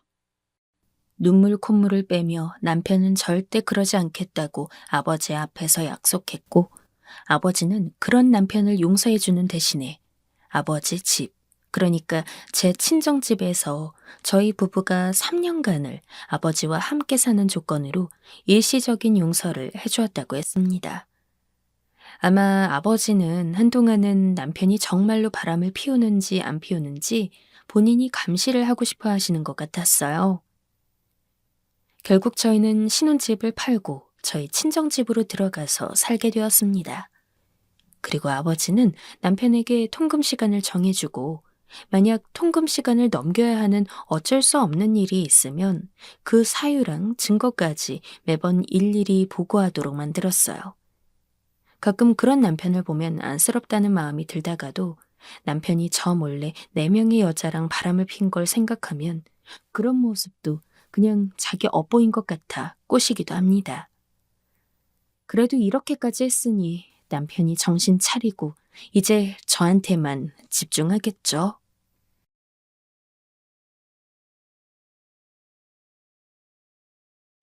사람들에게 있어서 좋은 사람, 나쁜 사람으로 분명하게 추억되는 기억들이 있을 텐데 제 경우에 저희 시어머니는 눈 감고 떠올리면 떠올릴수록 이를 악물게 되는 사람인 것 같아요. 아직도 분이 풀리지 않고 눈에 띄기만 하면 정말 멱살부터 잡고 싶을 정도로 화가 납니다. 제 친구들도 제가 이렇게까지 어머니를 싫어하는 걸 이해하지 못했는데 엮였던 일들을 하나둘씩 말했더니 보통 사람은 아닌 것 같다고 하더라고요. 우리 시어머니는 일찍 결혼을 해서 저희 남편을 낳았고 저는 남편보다 2살 연상이에요. 어머니가 21살에 우리 남편을 낳았기 때문에 저보다는 그와 더 적게 차이가 나는 편인 거죠. 그래서인지 젊기도 하시지만 또래분들에 비해 훨씬 젊어 보이시기도 해요. 옷도 신경 써서 입으시고 늘 자세도 꼿꼿하게 펴고 몸무게도 일정량을 넘지 않기 위해 음식 조절도 엄청나게 하시는 편이고요. 이런 시어머니 저도 좋다 이거예요. 그런데 왜 저에게 고스란히 스트레스며 피로함이 전해지는지 모르겠더라고요. 무슨 말이냐 하면 어머니는 본인이 그렇게 관리를 해서 잘 살면 되는 것이지 괜히 며느리인 저에게 인신공격을 하신다는 거예요. 저는 어머니보다 키도 한 뼘 더 큰 편이고 약간 살집이 있는 편이거든요. 남편이 그런 제가 좋다고 해서 만나게 되었고 결혼한 것뿐인데 어머니는 뭐가 그렇게 마음에 안 드셨던 걸까요? 툭 하면 저한테 은근히 빈정대는 말투로 본인 아들에 비해서 아깝다는 뉘앙스를 풍기시더라고요. 그냥 넘기고 참고 있었는데 어머니께서 결정적으로 제 분노 버튼을 대차게 눌러버린 사건이 터지고 말았어요. 폭염으로 난리도 아닌 때였는데 어머니께서 당일치기로 어디 교회로 놀러 갔다 오자고 하시는 거예요. 저는 더위를 많이 타는 타입이고 위에도 말했지만 키도 크고 덩치도 좀 있는 편이기 때문에 땀을 진짜 많이 흘리는 편이에요. 그리고 이렇게 땀을 온종일 쏟아낸 날은 거의 탈진하기 직전까지 갔기 때문에 에어컨이 없는 공간은 왔다 갔다 하지도 못하거든요. 그날 진짜 어찌나 햇빛이 세게 내리쬐던지 그렇게 더위가 우습다던 어머니조차도 조금 힘들어하실 정도였는데요.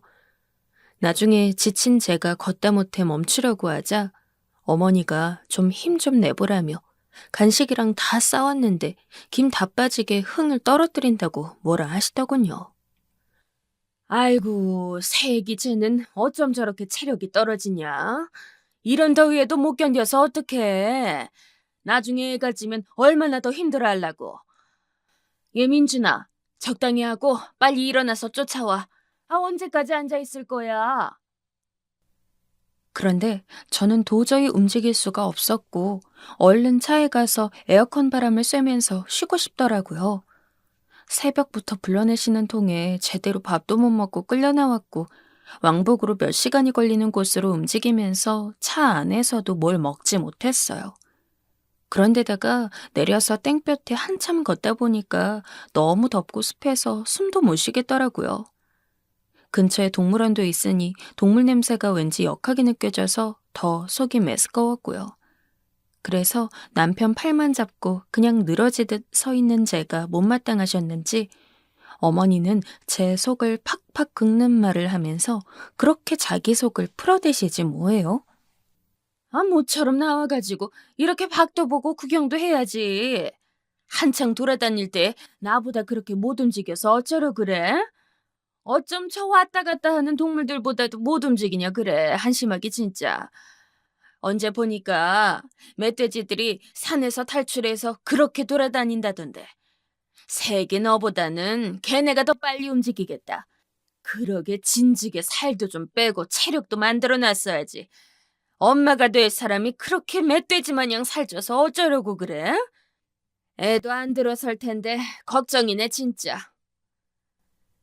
이때 듣고 너무 화가 나는데 뜨거운 열기가 훅훅 들어오니까 화낼 기력도 없더라고요. 이후로 밥집에 들어가게 되어 겨우 자리에 앉았는데 어머니는 이 모양새가 또 마음에 안 들었는지 입을 삐죽거리며 또 빈정거리시는 게 아니겠어요? 아휴, 땀 좀 제대로 닦아라. 밥맛 떨어져서 못 먹겠네. 넌 어쩜 여자가 돼서 그렇게 여자답지 못하고 칠칠맞니? 내가 우리 민준이 키울 때는 아주 깔끔하게 여자애들보다 더 깨끗하게 키웠어. 아휴, 그러니까 살 좀 빼라니까. 그렇게 등치가 크니까 몸에서 육수 뽑듯 땀이 나오지. 이쯤 되니 너무 서럽고 화가 치밀다 못해 그냥 눈에서 눈물이 죽죽 흘러내리더라고요. 남편도 당황해서 본인 엄마한테 뭐라고 할 정도였으니까요. 아니 엄마, 무슨 말을 그렇게 해. 미정이 오늘 컨디션도 안 좋은데 이렇게 따라 나왔는데 참.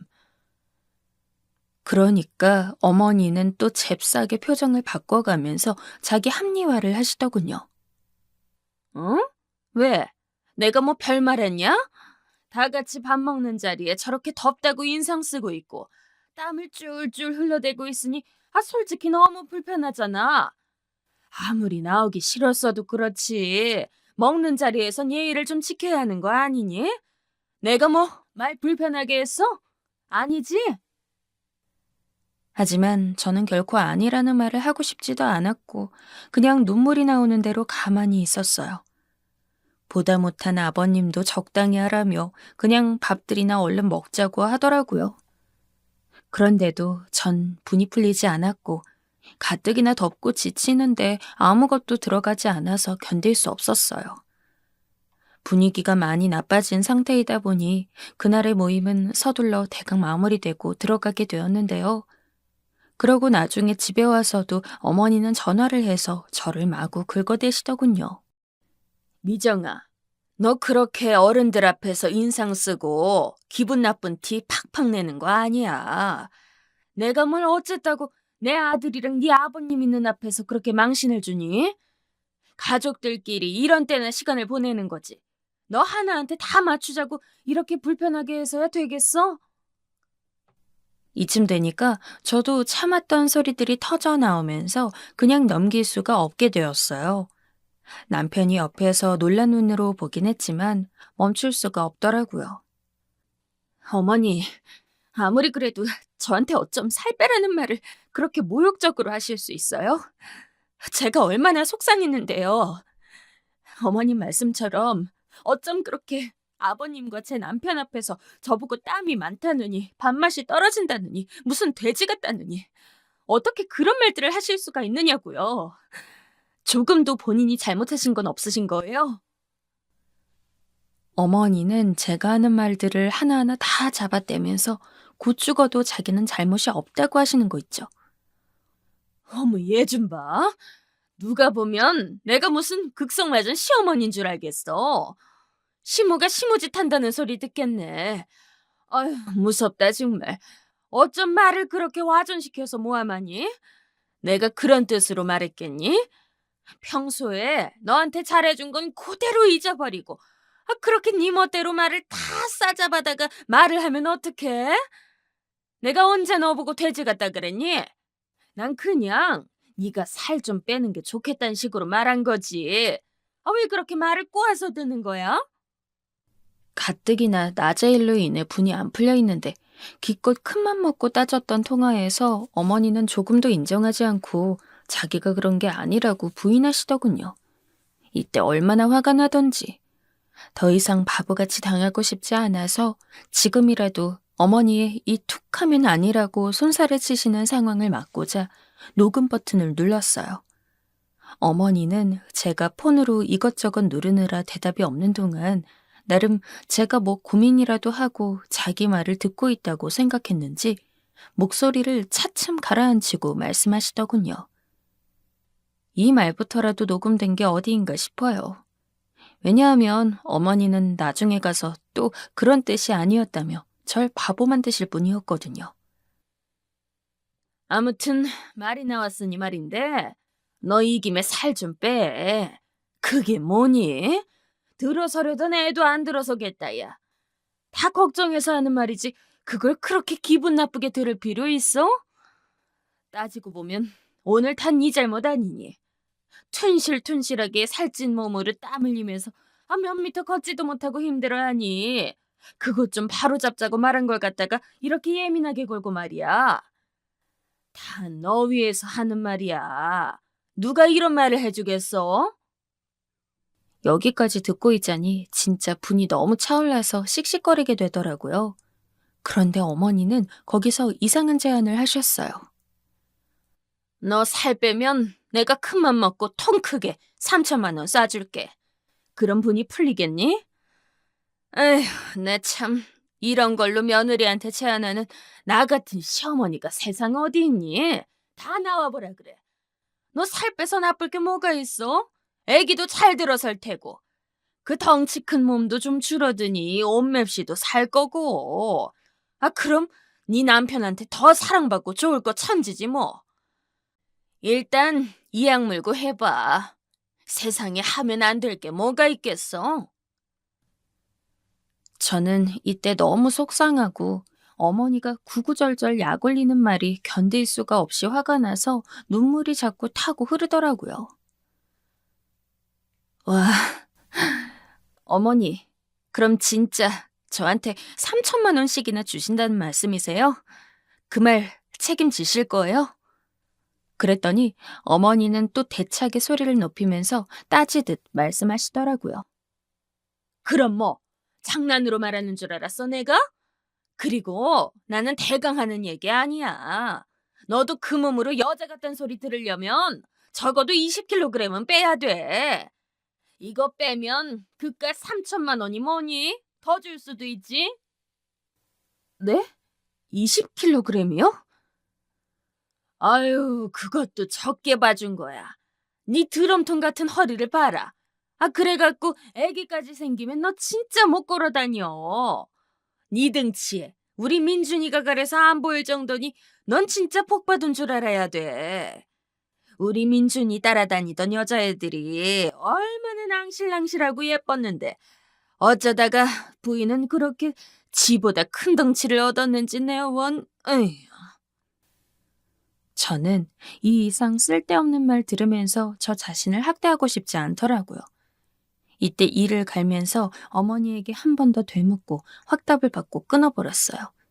제가 정말 20kg을 감량하면 3천만 원을 주시겠냐, 죽기 살기로 빼겠다고 했더니 빼기만 해보라면서 또 잔소리를 2절 3절 늘어놓으시길래 끊어버렸습니다. 그러고도 핸드폰을 침대 위에 던져버리고 화장대 앞에서 제 얼굴을 보며 얼마나 서럽게 울었는지 몰라요. 솔직히 제 체격이 작은 거 아닌 거 저도 알고 있어요. 키는 170이 넘고 몸무게 역시 70kg이 훌쩍 넘는 상태였으니까요. 하지만 어머니 말씀처럼 제가 남편을 가릴 정도로 덩치가 크다뇨. 남편 키는 180이 넘었고 그렇다고 완전 마른 체형도 아니에요. 어머니 본인이 40kg대를 유지하고 있으니 제가 한참 거구처럼 보이겠지만 그래도 그렇지 이렇게 매번 만날 때마다 인신공격을 해대는 게 어디 있나요? 남편이 속으로 무슨 생각을 하는진 모르겠지만 적어도 저한테 한 번도 살 빼란 얘기를 한 적은 없었어요. 이때 저는 전화기를 몇 번이나 다시 들었다가 내려놨다가 어머니한테 한 번 더 전화해서 정말 대차게 따지고 끝장을 볼까도 생각했죠. 하지만 그래봤자 저렇게 요리조리 미꾸라지처럼 내빼기만 하면서 제 양만 올릴 테고 이렇게 된 거 죽이 되든 밥이 되든 살 빼기를 한번 해보자는 마음이 들더라고요. 언제나 마음속에 누구나 사직서를 품고 있듯 누구나 다이어트를 향한 열망 정도는 가슴에 품고 있는 게 아니겠어요. 저도 늘 노력은 했지만 쉽게 식욕을 줄일 순 없었으니 이날 어머니에게 들은 온갖 모욕적인 말과 무시하는 말들을 생각하니 이 이상 상황을 끌고 가고 싶진 않았어요. 어머니 얼굴만 떠오려도 목소리와 말투가 떠올라서 허공에 대고 소리를 지르고 싶을 정도로 화가 났지만 그런 와중에 이상하게 마음을 다시 다스리게 되더군요. 어찌되었건 그 결과가 나한테 유익한 거라면 해보자는 생각이 온갖 무력감과 분노 안에서도 희미하게 떠오르는 게 느껴졌어요. 이후로 저는 한동안 어머니의 연락을 받지 않았고 남편에게도 제가 너무 힘들어서 그러니 이해를 좀 해달라고 했습니다. 그날의 일을 남편이 알고 있었고 내용을 제가 녹음해서 들려주었더니 할 말이 없었나 봐요.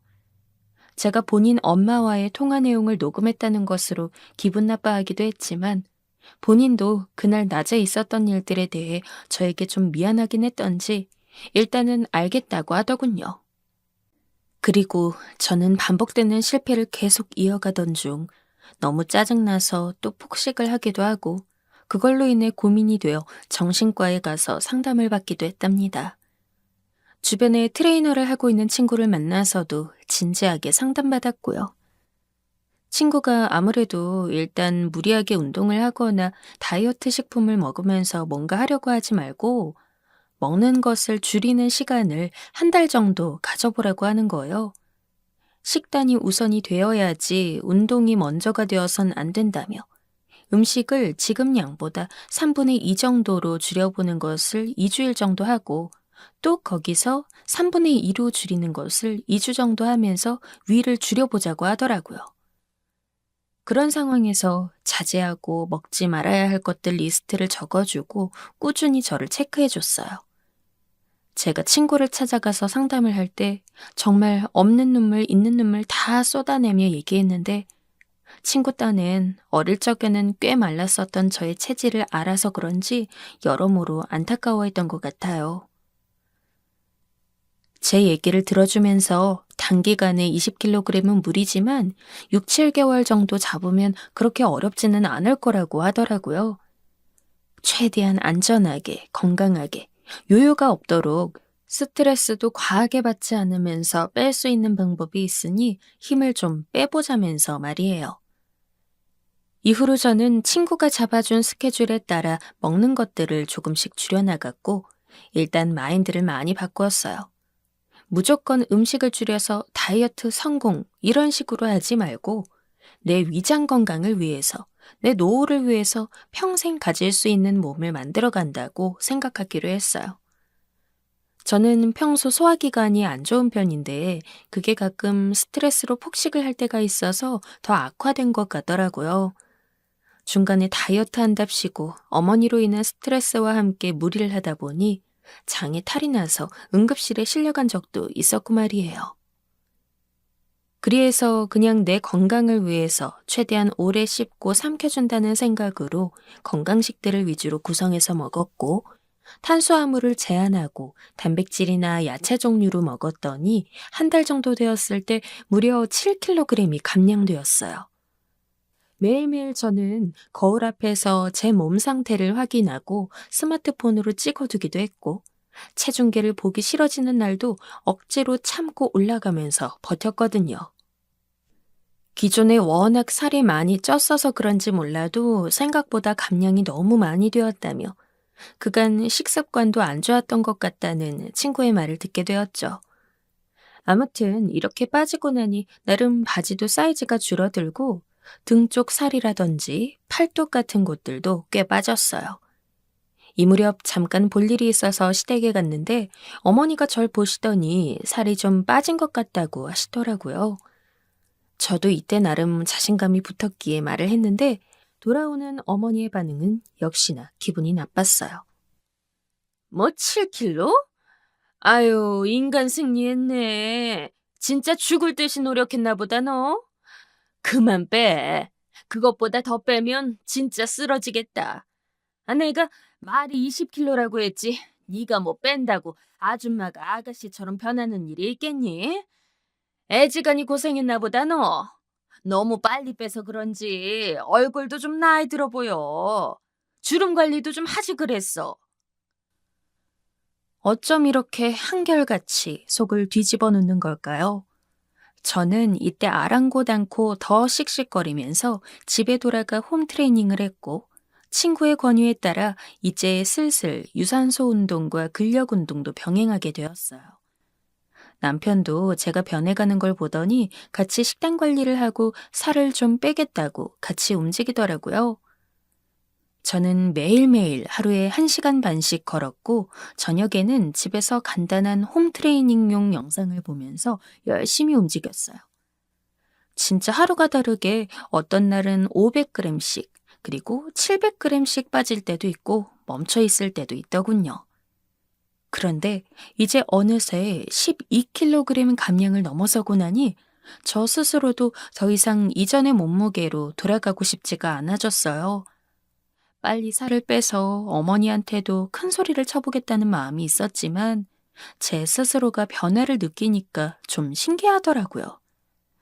그리고 나서 한 달 반 정도 지났을 때 정체기가 와도 꾸준하게 이어가고 간식들도 전부 단백질 종류로 바꾸고 운동량을 더 늘렸더니 무려 18kg을 감량하게 되었답니다. 이쯤 되니 잠깐 지나가다 마주치는 마타 아주머니도 놀라셔서 어쩜 이렇게 살이 많이 빠졌냐며 어디 아픈 거 아니냐고 걱정하실 정도였어요. 이때 건강검진 받을 일이 있어서 갔는데 그간 비만이라고 해서 걱정된다던 부분들도 다 정상이 되었고 높았던 혈압도 정상이 되어진 걸 보니까 좀 신기하더라고요. 이제 앞으로 2kg이라는 고지를 남겨둔 채 간만에 시댁에서 밥 먹을 일이 있어서 들르게 되었어요. 본래 시댁에 가기도 싫었지만 저도 트집 잡힐 거리가 줄어들고 있어서 그런지 왠지 모르게 자신감이 생기더군요. 그날 들어서자마자 어머니의 표정이 묘하게 실룩거리고 이상했던 기억이 아직도 선명해요. 그리고 남편이 옆에서 불을 질렀고 어머니는 이내 정말 말도 안 되는 말 같지도 않은 발언을 하셔서 저를 폭주하게 만들어 버리셨고요. 엄마, 글쎄 미정이가 벌써 18kg을 뺐어. 얘 이제 2kg밖에 안 남았어, 엄마. 엄마가 무슨 3천만 원을 준다고 했다며? 언제 그런 돈이 있었대? 아빠 모르게 해둔 비자금이었어? 어쨌든 준비해줘야겠어, 엄마. 그 말에 어머니는 미간에 주름이 잠깐 잡혔다가 사라지더니 제 눈은 쳐다보지도 않고 자기 아들에게 말을 하는데 이때 진짜 걷잡을 수 없는 화가 불붙듯 일어나더군요. 어머, 얘, 그거 장난이지. 무슨 돈 3천만 원이야? 그 돈이 있었으면 이번에 차 바꿀 때 보탰지. 아, 그냥 한 말이야. 뭘 그걸 갖고 그렇게 진지하게들 굴고 앉아 있어? 얼른 밥들이나 먹어. 저는 순간 일어나서 어머니를 쳐다보았고 다시 한번 또렷하게 말했어요. 어머니, 장난이라뇨? 장난이요? 지금 장난이라고 하셨어요? 제 말에 옴팡 찔리셨던 건지 저를 한번 쓱 보더니 다시 몸을 휙 돌려서 대답하시더라고요. 그럼 장난이지. 세상에 어떤 정신나간 며느리가 지 시어미가 하는 말을 진심으로 받고 돈 3천만 원을 뜯어갈 생각을 하니? 에휴, 너도 너다 참예, 응? 살 빼서 좋은 거면 너 좋은 거지. 그걸 왜 나한테 받아가려고 해? 어이가 없네. 에이. 이렇게 말하시는 어머니의 반응에 저는 한숨을 푹 쉬면서 할 말이 없었고 남편은 순간 저를 쳐다보더니 어쩔 줄 몰라 하더라고요. 웬만해선 남편을 봐서 참으려고 했는데 도저히 참을 수가 없었어요. 그간 식단을 절제하며 힘들어했던 날들, 그리고 울며 여기저기 다니면서 상담받았던 날들, 그렇게 땀을 흘려대고 냄새가 난다며 저를 모욕하는 어머니의 말을 떠올리며 여기저기 걸어다니고 운동을 했던 날들이 주마등처럼 스쳐가더군요. 저는 그대로 어머니 쪽으로 몸을 획 틀어서 저 좀 보시라고, 눈을 직접 보고 얘기하시라고 소리를 막 질렀어요. 어머니, 장난이라고요? 저보고 돼지 같네 뭐네 하면서 살 빼면 3천만 원 준다는 게 장난질이셨어요? 어머니, 어쩜 그렇게 사람을 갖고 장난을 치세요? 저도 어머니 갖고 장난치면 돼요? 온갖 기분 나쁜 말은 다 해서 사람 비참하게 만들어 놓고 뭐 장난이요? 제가 막판에 울면서 악을 지르자 어머니는 당황해서 남편 보고 뭐 하냐고 얘 좀 저리 데려가라고 소리를 지르더라고요. 어찌되었든 간에 제가 앞에서 대놓고 살기가 오른 눈으로 따져대니까 나름 평정을 취하실 순 없었나 봅니다. 저는 더 이상 이렇게 바보 취급받고 싶지 않았고 너무 화가 나서 옆에 있는 냄비 받침을 크게 탕탕 내리치면서 말했어요. 지금 저 바보 취급하는 거냐고 물었잖아요. 대답하세요. 대답하시라고요. 결국 소리가 커지다 보니 남편이 저를 뒤에서 잡고 끌어내긴 했지만 어머니는 끝내 본인도 면목이 없던 건지 뭔지 제 눈을 못 쳐다보고 돌아서서 움찔거리며 중얼거리기만 하시더군요. 이대로 있다간 저도 이성을 잃고 뭔가 집어던질 것 같아서 그냥 남편이 말리는 대로 멈춰선 다음 그대로 가방을 갖고 집 밖으로 나와버렸어요. 남편은 그대로 저를 쫓아나왔고 그냥 아무 말 없이 차 시동을 걸더군요. 이글거리는 속을 그대로 안고 단 한마디도 않은 채로 집에 와서 잠들기 전에 생각해보니 저도 꽤 있는 대로 성질을 부린 것 같아서 마음이 썩 편하진 않았어요.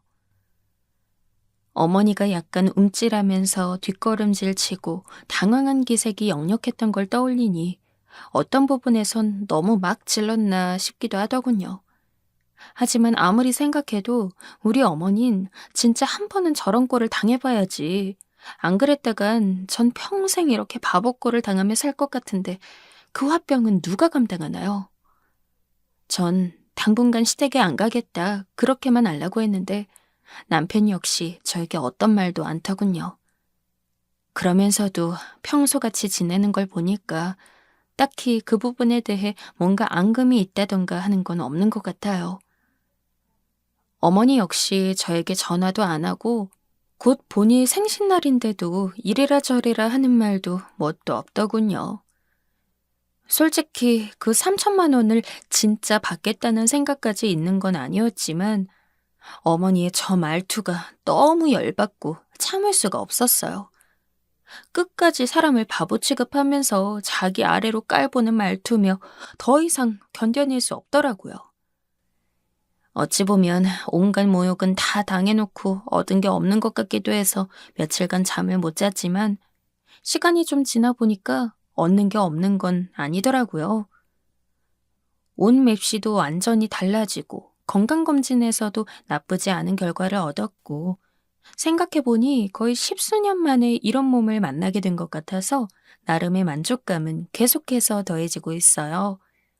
하지만 늘 뒤에서 저를 깔보고 무시하는 어머니의 습관은 여전한 것 같은 게 얼마 전에 또 남편 쪽에 은근히 제 험담을 하신 것 같더라고요. 남편이 내색을 한 건 아닌데 통화 소리가 너무 커서 저에게 들렸지 뭐예요. 잠결에 제가 들은 걸 눈치챘는지 황급히 볼륨을 줄이는 걸 보긴 했는데 아무튼 어머니와는 될 수 있는 한 상종하지 않고 살아갈 생각이에요. 조금만 틈이 보이면 어떻게든 며느리를 부려먹으려 하고 무시해줘야 본인이 살맛이 나는 분이니까요. 더 받아치려다가 그냥 그쯤에서 관두고 얼굴을 안 보는 쪽으로 하는 게 차라리 잘한 것 같다는 생각도 듭니다. 아무튼 제 인생이 이전과 조금 달라진 부분도 있기 때문에 그것만 바라보면서 적당히 만족하고 살아가려고 합니다.